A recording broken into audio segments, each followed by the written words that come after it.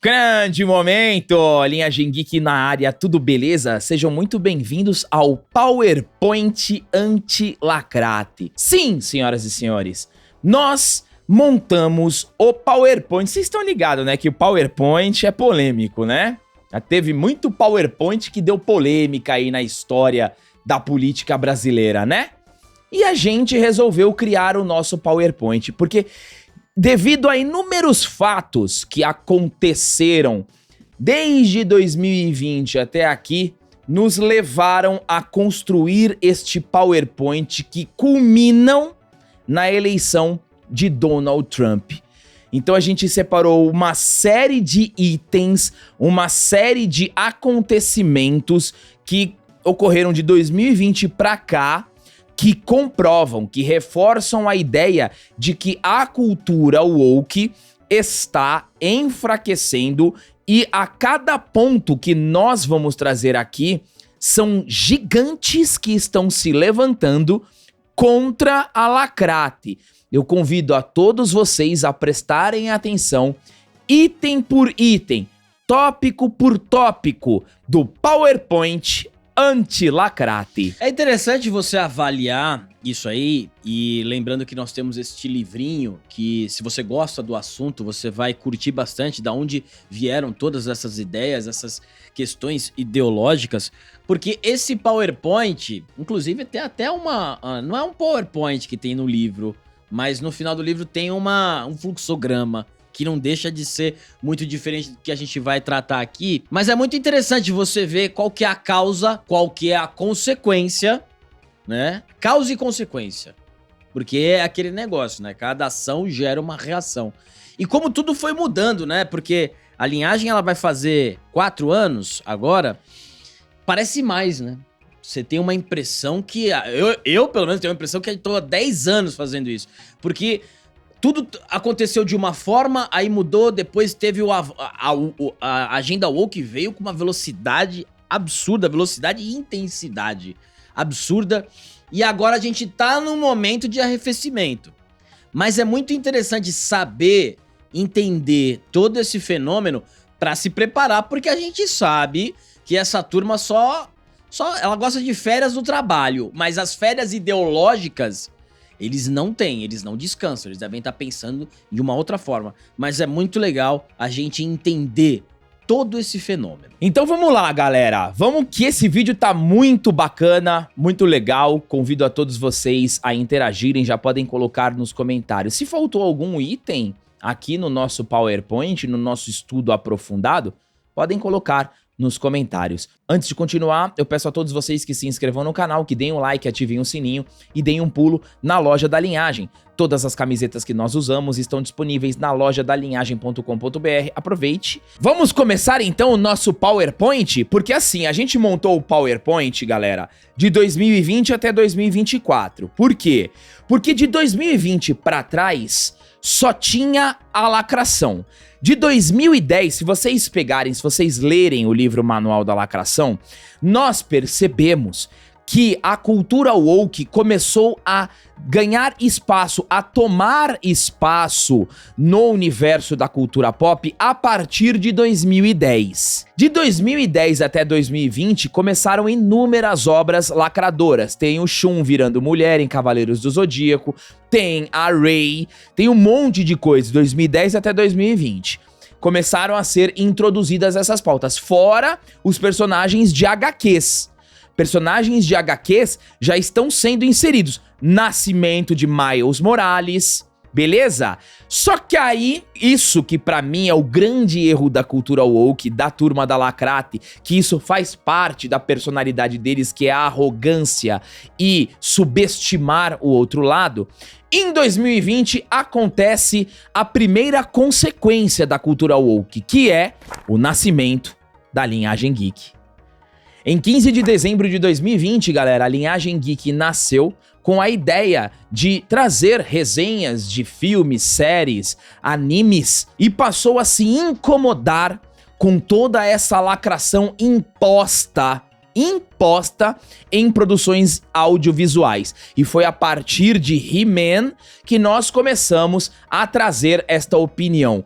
Além da linhagem geek que nasce em 2020, outros canais também começaram a nascer, que compõem a Liga Nerdola. Então começou a vir Heróis e Mais, Macho Geek, o Nerd de Família, Gigante Richard, os Irmãos Barbados, veio Mafinha, uma série de outros canais também começaram a se posicionar contra a lacração. Então o primeiro item do PowerPoint é o nascimento de canais que se posicionam contra a lacração. E isso não foi só aqui no Brasil, também foi nível mundial. Vários canais trazendo a sua opinião e combatendo a cultura woke nos cinemas. Porque as pessoas que acham que a Liga Nerdola toda começou a exagerar, né? Mas é o que a gente sempre conversa aqui. Quando você tá dentro do negócio, quando você trabalha, é o nosso trabalho ver as notícias, ver os lançamentos, assistir os filmes, assistir as séries. Então as pessoas começaram a achar que a gente tava exagerando. Não, vocês estão exagerando. Exagerar é muito diferente de inventar notícia. A gente não inventou nenhuma notícia. A gente não inventou nenhuma inversão de personagem, nenhuma mudança de personagem. Tudo foi exposto, tudo já fora criado. E aqui, no livro do Manual da Lacração, a gente separou 60 personagens. Só que tem muito mais. É que senão a gente não ia terminar nunca o livro. Tem 60 personagens e a gente tá falando aí de 4 anos de linhagem geek. Então é muito interessante e essas mudanças principalmente ocorreram nos quadrinhos, que é uma mídia mais segmentada.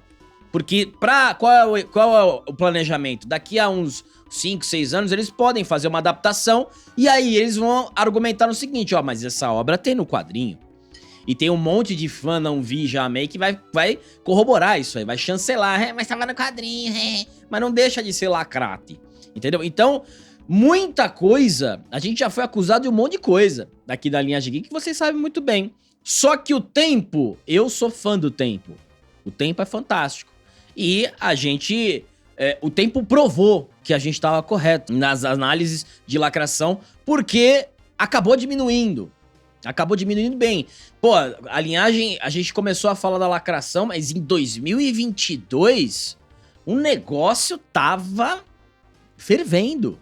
Tava no auge, a intensidade, em tudo que era lugar, em filme, série, animação, tem desenho infantil também. Então foi muito importante a gente falar assim, não, é preciso falar sobre essa ideologia que tá na cultura, na parte de entretenimento.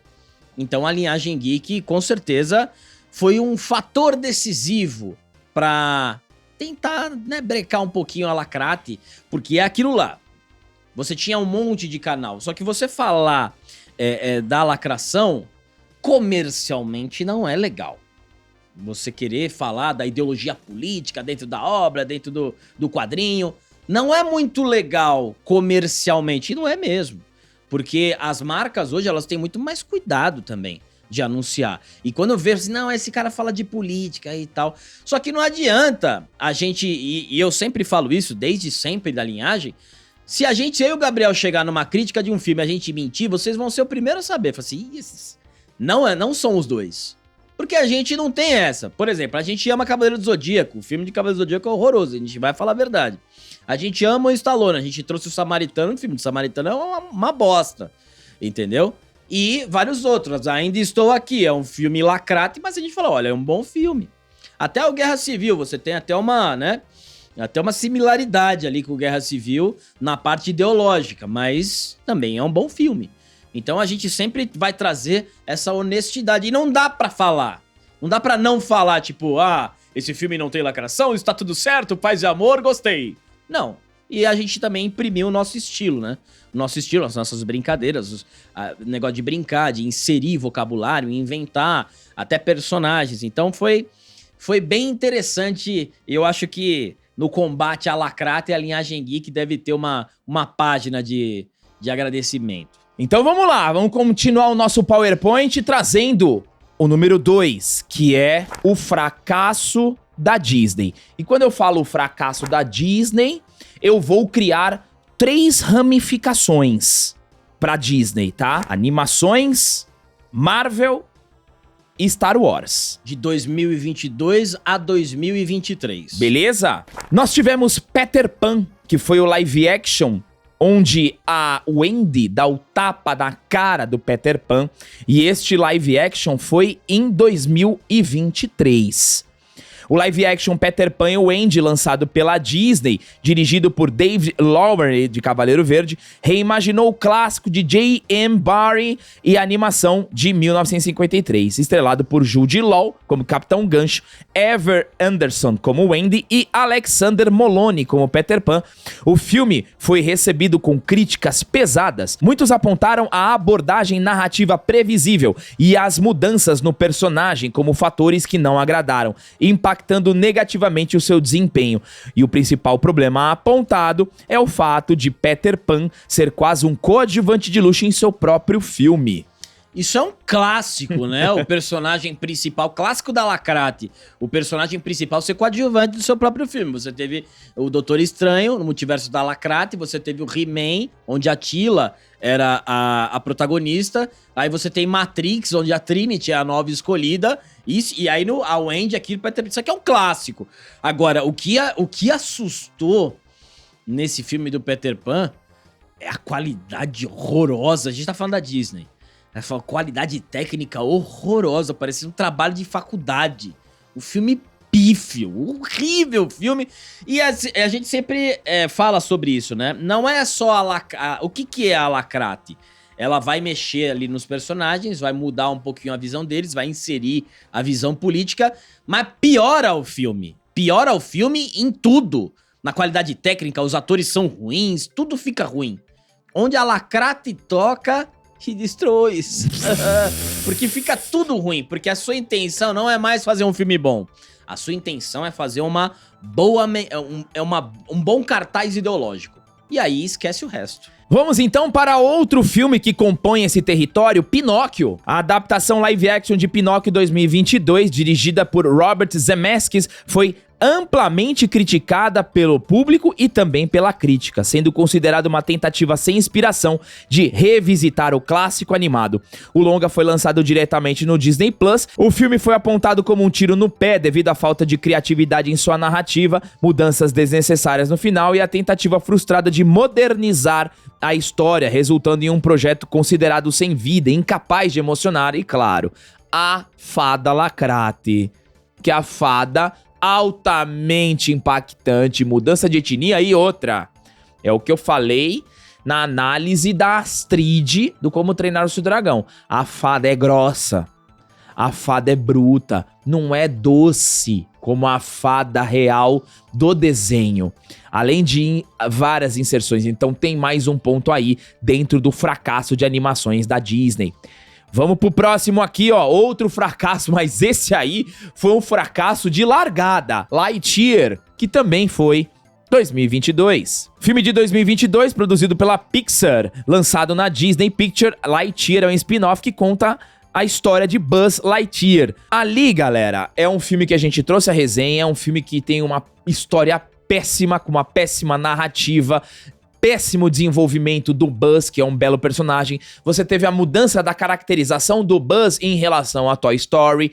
E, claro, o beijo lésbico. Porque ali foi vendido dessa forma a animação com o primeiro beijo lésbico da história. Isso, obviamente, lacrata e pontuada. Eles não estavam contando com o impacto, com a repercussão negativa. Foi uma grande bomba na história da Disney. Eu acredito que um dos motivos do fracasso da Lacrate foi utilizar o show de Truman, que a gente chama aqui no canal, que é sempre a mesma coisa, o marketing, utilizar o marketing para evidenciar o woke que teria na obra. E isso acabou destruindo, porque se você não tem o marketing evidenciando a parte ideológica, logo você teria mais aceitação do público. Porque quando você coloca no marketing do teu filme um pedágio ideológico, aquele que não comunga vai falar, olha, já não vou assistir. Isso ficou tão recorrente porque que a galera já aceitou como normal. E assim, não, beleza, só vou esperar o próximo filme da Disney. Virou uma piada. O que a Disney vai fazer? Qual vai ser a próxima invenção? E aí a galera esperava o filme chegar E filmes bons que perderam por isso, que no caso é o Elementos. Elementos não foi bem na bilheteria por conta desse modus operandi. Porque aí você lacrava no marketing, no anúncio do filme, as pessoas não vão assistir. Então, isso, se a Lacrate não fosse tão afoita e escondesse isso aí, provavelmente o Woke tava numa situação melhor. Vamos então para mais uma obra, Pequena Sereia, de 2023. A troca clássica de etnia, fora inúmeras inserções de elementos ideológicos no filme, que culminou em um grande fracasso moral. Apesar de ter arrecadado quase 300 milhões de bilheteria doméstica, o filme enfrentou dificuldades na Ásia, especialmente na China e na Coreia do Sul. Não foi um fracasso financeiro, mas tenho certeza que a Disney estava contando com 1 bilhãozinho. Mas porque lacrou, foi péssimo. E mudou tudo, né? Você vê que a Lacrate, se você pegar a Pequena Sereia, o final mudou. Não é o príncipe não quer ser príncipe. Ela que enfrenta a Úrsula. E você vê que a Lacrate, ela não se restringe só em mudanças estéticas. Ela quer mudar a narrativa histórica. Ela quer mudar o roteiro da obra pra, né, cair no colo da ideologia e tentar influenciar o máximo de pessoas possíveis. E por fim, no universo de animações da Disney, nós temos Mundo Estranho, que vende o protagonista como o primeiro protagonista gay. É um filme focado na diversidade e tomou um dos maiores prejuízos da história da Disney, arrecadando apenas 54 milhões de dólares mundialmente, com um orçamento estimado entre 135 milhões e 180 milhões. Péssimo pra Disney. Então isso aqui é uma dos braços da Disney, fracasso. Trazendo aqui, ó, 2022 e 2023. Agora a gente vai pra um outro braço da Disney, que vocês conhecem muito bem, que é a Marvel. Na Marvel, fase 4 e fase 5, anunciando um monte de filme de personagens desinteressantes nos painéis. E aí também o nascimento, aqui é o nascimento do termo não vi e já amei. Muitas pessoas amando tudo. Nós temos o primeiro fracasso aqui. Não tá em ordem, tá, galera? Mas a gente colocou aqui Invasão Secreta. Uma série que você tinha Samuel Jackson como protagonista, que foi muito bem estabelecido como Nick Fury, Lacrate com mudança de etnia, mas a gente já falou aqui que a mudança de etnia, quando você não muda a personalidade do herói, do personagem, se ele consegue ter a mesma simbiose com o personagem das HQs ou que era branco, ele pode ter entrega, não afeta tanto. Mas você apresenta aí a Gaia, né? A personagem mais badass da história da Marvel, que tem os genes de todos os heróis, se tornando a heroína mais forte da Marvel, e a série, infelizmente, tem uma aprovação de apenas 55% na Rotten Tomatoes. Absurdamente forçada. Fora que tem uma das piores notas da história da Rotten Tomatoes pelo público. É uma série bem ruim, prometia pro Não Vi Já Amei, né? Ela poderia ser mais interessante, mas ficou... É uma série horrorosa, é ruim, e um Nick Fury cansado, Nick Fury vai embora no final, né? Então você tem muitas e muitas lacrates, e muita gente já amando antes. Nossa, Invasão Secreta vai ser igual... Não. Mas assim, isso é uma constante também. Foi uma constante dessa época que alguns canais sempre já amaram tudo antes de acontecer. E a gente criou esse termo não vi e já amei, porque sempre estão amando tudo. Mas aqui a gente ama depois de ver, né? Isso, vamos lá, vamos pra Doutor Estranho no Multiverso da Lacrate. É o primeiro filme depois de Homem-Aranha 3, é o filme que abre a fase 4, já apresentando pra gente a estrutura clássica de inferiorizar o protagonista masculino e alavancar personagens femininas e ainda dando espaço pra América Chaves com bandeirinha do orgulho, dando o golpe final, deixando o Doutor Estranho como um coadjuvante no próprio filme. Ali começou tudo na fase lacro, por isso que a gente deu esse nome carinhoso. Nós tivemos o The Marvels que, olha, a gente teve a primeira, né, o primeiro filme da Capitã Marvel que bateu bilhão. Que foi o último filme antes do Thanos, né? Aí que foi ali uma estratégia muito boa da Disney. E aí veio a The Marvels, que aí une a Monica Rambeau e a Miss Marvel junto com a Capitã Marvel. E foi um flop gigantesco, que a gente anunciou esse flop desde sempre. Falou assim, olha, não adianta, e aí a gente tem também o termo cabeça de chave. Não adianta você tentar fazer com que um personagem que não é conhecido, um personagem prateleira B, C e D, alçar ele pra prateleira A. Isso não vai acontecer. Você precisa de um desenvolvimento. E claro, por conta da ideologia lacrate feminista, você forçou a Capitã Marvel a status de liderança, não, porque no quadrinho, no jogo, ela é muito forte, ela é extremamente poderosa. Só que esqueceram de combinar com o público. E não aconteceu isso, porque lançou em 2023 e arrecadou apenas 206 milhões com um orçamento de 378. Então foi um flop, foi um fracasso gigantesco que a gente anunciou muito antes e que muita gente via, mas o primeiro bateu bilhão, quero ver a cara de vocês quando você bater bilhão também. A realidade é dura. Continuando aqui, Miss Marvel, galera. Miss Marvel, a série que todo mundo amou, né? Todo mundo amou, entre aspas. A série alcançou 775 mil lares nos Estados Unidos, número consideravelmente baixo, quando comparado a outras séries como Loki e Cavaleiro da Lua, que tiveram audiências muito maiores. Lembrando que Miss Marvel fracassou, veja bem, na série, fracassou no cinema com The Marvels, fracassou nas HQs, Miss Marvel fracassou no game e Miss Marvel também fracassou com a Kamala, porque a Miss Marvel também chama Kamala. É isso, e tivemos a Echo, né? Putz. Olha, galera, a Echo foi um negócio... Porque assim, a única coisa que se salvou, e uma das coisas que a gente também presta atenção no mercado, é que quando você tem um personagem lacrador, né? Um personagem lacrate, ruim, mal feito, ele precisa de uma âncora. Ele precisa se ancorar em outro personagem. Então a série era da Echo, a mesma coisa aconteceu na She-Hulk, e com o mesmo personagem, né? A Echo lançou... Quando que vai ter? Quando que vai ter o Demolidor? Eu quero Demolidor. Porque a personagem não se basta. E eles fizeram uma miscelânea com a Echo. Indígena, surda, que não tem o pé. Colocaram... Esse negócio de não ter o pé é ridículo, galera. Ridículo. Porque você vai somando as agendas dentro do personagem. Só que colocaram tanto na Echo que ficou demais. Né? Você colocou toda... Pra ela, na prova da minoria, ela só coloca o nome e passa. Não precisa nem responder nenhuma pergunta. Então, a Echo foi uma das piores coisas que eu já vi na minha vida. A única coisa que prestou foi o Rei do Crime. Foi. Aí o Vicente D'Onofrio é muito bom. Né? Ali o Rei do Crime é fantástico. Mas é uma série podre, cheia de lacra, com um dos finais mais ridículos ali das antepassadas, né, da mãe. É muito ridículo e flopou, né? Ninguém lembra da Echo. Vamos para... Tava com saudade de fazer isso.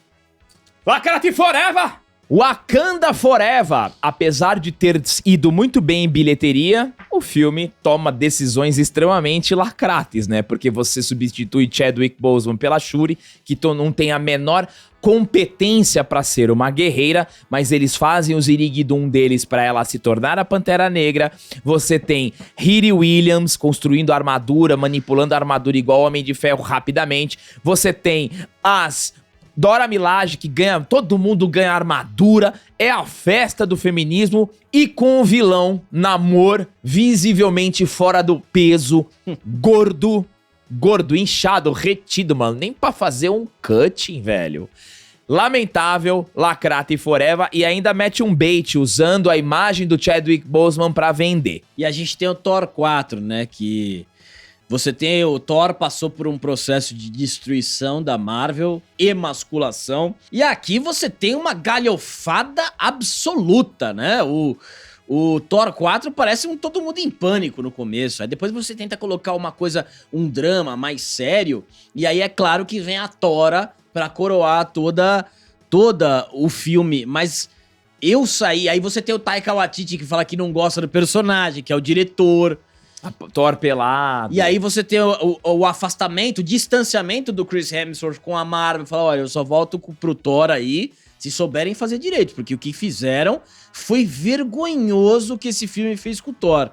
E já tava vergonhoso, porque o Thor, ele vem sendo nerfado. Ele parece um moleque de 13 anos. A gente tá falando de um deus que já viveu mais de 1000 anos. Então, aqui você não tem absolutamente nada, perde uma grande chance, porque você tem Natalie Portman no elenco, você tem o Christian Bale no elenco também, fazendo um vilão que visualmente ficou interessante, mas ali também é um vilão que tinha seus motivos, né? E aí você destrói uma boa história do Thor, que é o que a Lacrate faz. Não é à toa que essa fase da Marvel ficou conhecida como MCU, né? Não foi sem querer esse apelido, galera. Não foi sem querer. Bom, vamos para uma outra ramificação da Disney, que é a terceira ramificação, que é Star Wars. The Force is Female. Pegamos duas, tá? De Star Wars, de 2022 e de 2023. Ahsoka. A série Ahsoka tem gerado críticas intensas, especialmente em relação à forma como a produção tem abordado questões de diversidade e estética. Um ponto polêmico é a introdução de pronome no título do Império Galáctico, algo que nunca havia sido feito antes, levando muitos a considerarem a abordagem forçada. A caracterização das personagens foi uma das maiores críticas. A crítica à maquiagem e aos protésticos é comum, sendo apontado que a qualidade desses efeitos vem piorando a cada produção de Star Wars. Outro ponto de discórdia é o fato que na série todos os vilões são brancos, o que alguns veem como uma crítica à representação das figuras históricas ligadas ao Império Galáctico. A personagem Sabine também recebe críticas, especialmente por sua atuação em cenas de luta, sendo acusada de ser fisicamente inconsistente com o papel de uma Mandaloriana. Indo agora para 2024... A Lacrate! A série de Acolyte foi parte do universo Star Wars, foi um fracasso de crítica e de público. Só tem uma minoria ali, 0,6% que gostou, né? O que levou ao seu cancelamento da segunda temporada. A reação negativa dos fãs foi tão expressiva que a Disney decidiu não renovar a produção para a segunda temporada. Além disso, a série está sendo removida dos materiais de divulgação de Star Wars, refletindo a insatisfação generalizada. Muitos atribuem o fracasso da série ao desgaste da marca Star Wars sobre a atual gestão da Disney, com críticas à direção criativa e à narrativa. A protagonista da série, Amanda Stenberg, afirmou que o cancelamento foi causado por uma onda de intolerância dos fãs. Quando não dá pra culpar alguma coisa, culpa o público, né, pelo fracasso. E é uma das manifestações de arrogância que a turma da Lacrate tem.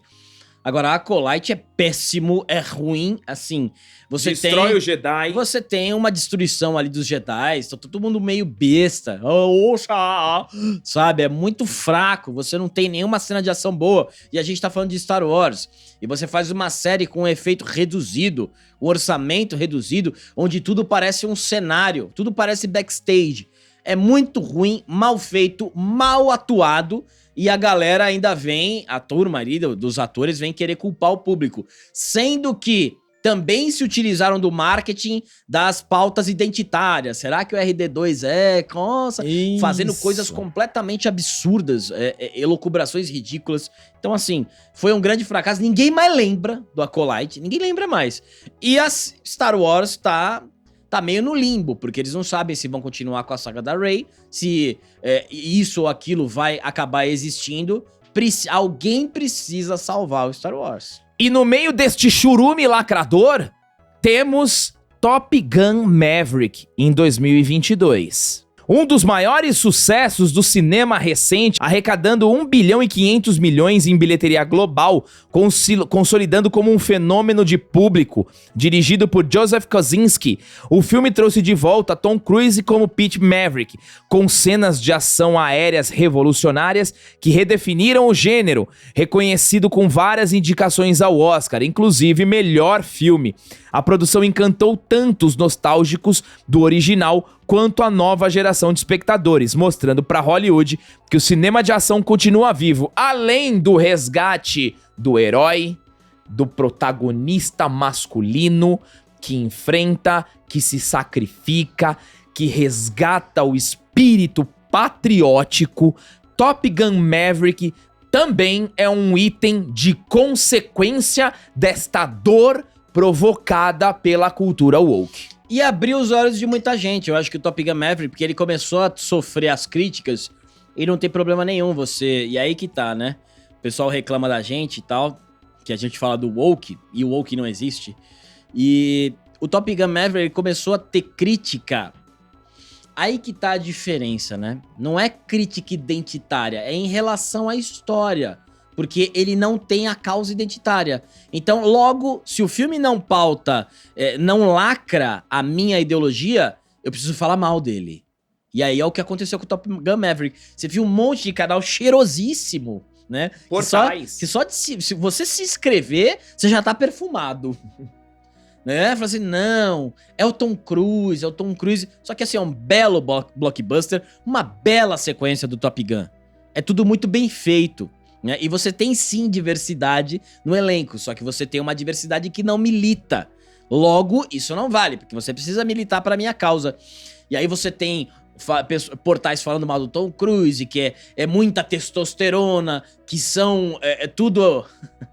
Tudo no filme aviões em formatos de pênis.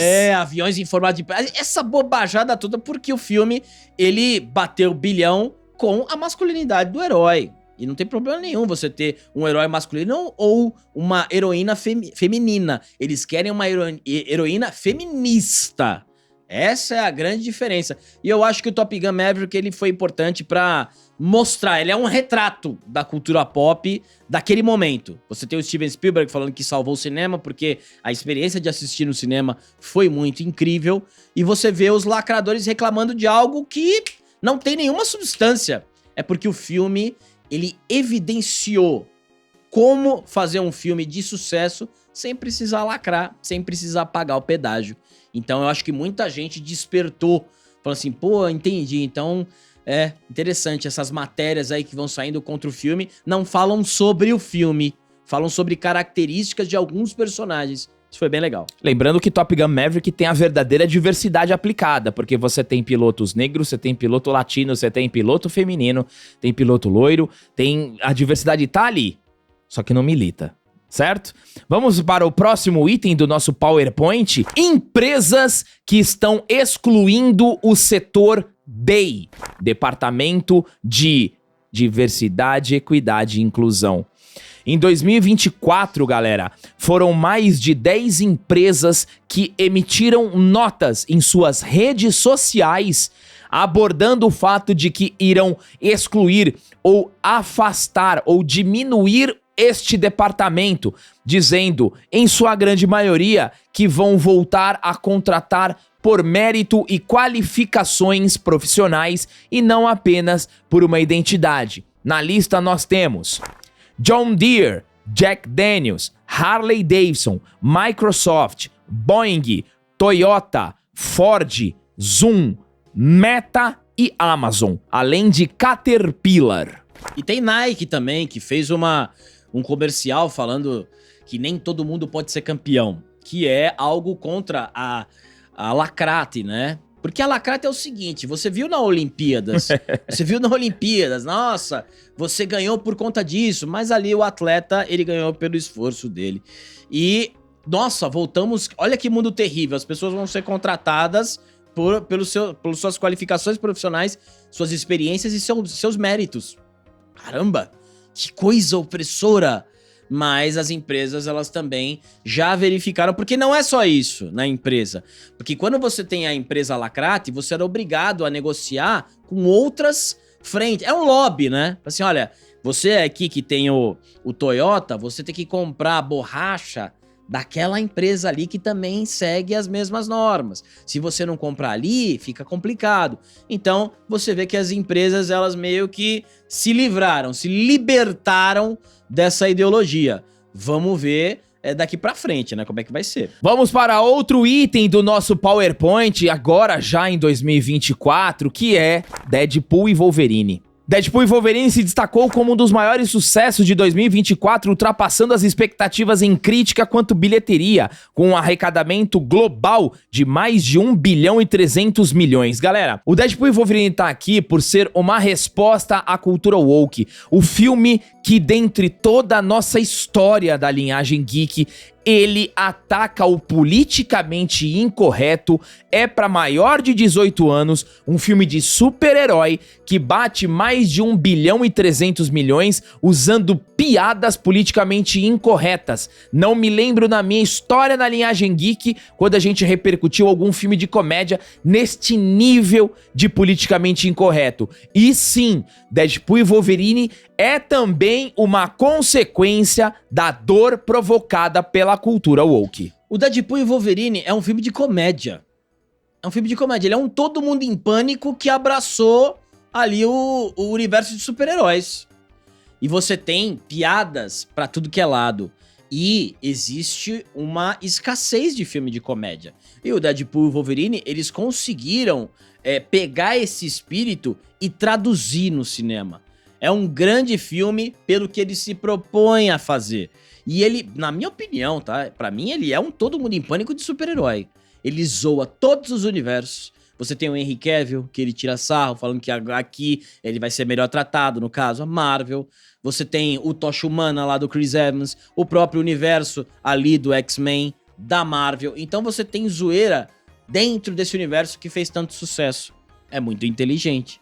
E aí ele bate bilhão e mostra pro mercado. Olha, eu acredito que as pessoas querem rir no cinema e querem piadas de politicamente incorretas. Vamos para um outro item no nosso PowerPoint que foge do contexto do entretenimento, mas também é uma resposta à cultura woke, que é mais matrículas em colégios e faculdades cristãs. Um aumento nas matrículas em universidades cristãs reflete a crescente valorização de instituições que promovem valores espirituais e a integração desses princípios ao ensino superior. Segundo Amanda Stedenborg, diretora de comunicação da Council for Christian Colleges and Universities, essas universidades têm o potencial de atrair mais alunos ao oferecer um ambiente onde eles podem combinar seus talentos com o chamado religioso. Apesar da diminuição nas matrículas em instituições de ensino superior nos Estados Unidos, com uma queda de 8% nas universidades públicas e 47% nas privadas com fins lucrativos em 2020, as instituições cristãs tem se destacado ao oferecer uma resposta educativa diferenciada, alinhada aos valores cristãos, o que pode atrair um público específico em busca de uma formação livre de políticas identitárias e pautas progressistas. Quando você tem o woke é o anticristão também, tá? Isso você pode observar também na campanha da presidência dos Estados Unidos com a Kamala Harris e o Donald Trump. Onde num comício, eu nunca vou parar de falar isso porque isso é muito importante, tá? Onde num comício ali da candidata democrata, uma pessoa falou Jesus Cristo é o rei, ela falou não nesse comício, você deve estar em comício errado. Então logo você constata que eles são anticristãos, e são mesmo. Tanto que quando você tem um filme cristão de grande sucesso, você vê a parte da lacrate indo, né, no pescoço, na jugular. Eles odeiam The Chosen, o próprio Paixão de Cristo. O Jim Caviezel até hoje é cancelado, tentaram cancelar ele no Som da Liberdade, só que o público é o público. Mas é todo esse pano de fundo. Então é muito importante isso, porque é a liberdade dos pais em colocarem os filhos na escola onde eles consideram o ensino melhor. Isso não tem problema nenhum, quando você tem essa liberdade e você não tem o Estado impondo isso. Olha, você vai estudar na escola que eu posso proporcionar. Não, eu vou colocar o meu filho onde eu quero. E você ter escolas cristãs é fantástico. Aqui no Brasil, a gente tem aquelas escolas militares que já causam pânico na turma da lacrate, né? Não, eu prefiro colocar o meu filho na escola cívico-militar. Não, pelo amor de Deus, né? Pelo amor de Deus, pelo amor de Deus. Porque tem disciplina, porque tem as outras questões, tem o hino. Então, a turma da lacrate odeia isso. Então, mesmo porque até no nosso livro aqui, o Manual da Lacrate, a gente fala dos ataques ao cristianismo dentro dos filmes, dentro das obras. E como eles precisam quebrar a barreira do cristianismo para propor a religião deles, né? Que o woke muitos consideram, e eu me incluo nisso, como seita.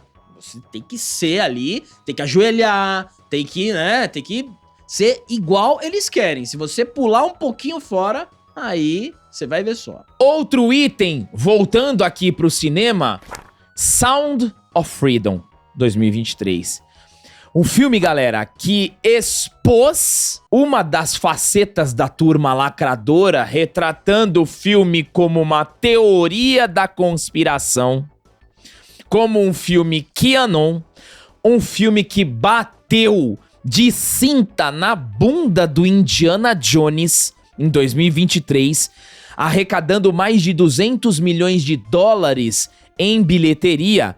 O filme, que é escrito e dirigido por Alejandro Monteverde, O Som da Liberdade, conta a história real de Tim Ballard, um ex-agente especial do Departamento de Segurança Interna do governo americano, que larga o posto para fazer justiça com as próprias mãos e tentar acabar com o tráfico sexual de crianças. Esse filme expôs muita gente militante e mostrou também que existe sim lado dentro do entretenimento. Eu tô na internet vai fazer quase 10 anos. Eu nunca vi um negócio tão cretino como eu vi nesse filme. Falar de teoria da conspiração é um filme, pô. E tem os dados oficiais. Eu nunca vi uma comoção, pra passar uma ideia absurda que nem eu vi a respeito desse filme. Nunca vi um negócio tão canalha. A gente vê muita coisa canalha na internet, mas igual fizeram com esse filme, eu não vi. O legal é que o Jim Caviezel vai voltar em outro papel que essa turma odeia, que é a sequência do Paixão de Cristo. Aí a gente vai ter que prestar atenção na mesma turma que fez essa calhordice desse filme. Porque eles vão voltar. Porque o Paixão de Cristo na internet, com o Jim Caviezel e com o Mel Gibson, vai ser um negócio bem diferente. E pra fechar o PowerPoint anti-woke, a reeleição de Donald Trump. A reeleição de Donald Trump reflete uma reação direta ao que muitos consideram o descontrole da cultura woke, que tem imposto mudanças radicais e frequentemente polarizadas na sociedade. Em um momento em que o mundo atravessa uma série de crises econômicas e geopolíticas, como inflação e a guerra na Ucrânia, muitos cidadãos sentem que as prioridades da cultura progressista têm desviado a atenção dos problemas reais, como o aumento da violência urbana e a insegurança econômica. Trump, com seu discurso focado na recuperação de valores tradicionais e na preservação da identidade nacional, surgiu como uma resposta a esta insatisfação. O resultado foi uma vitória avassaladora que promete mudar o cenário mundial, política e culturalmente nos próximos 4 anos. Foi a última derrota, né, da Lacrate, que o Trump é o candidato anti-woke, enquanto a Kamala Harris era a candidata woke. E agora os Estados Unidos escolheu o anti-woke.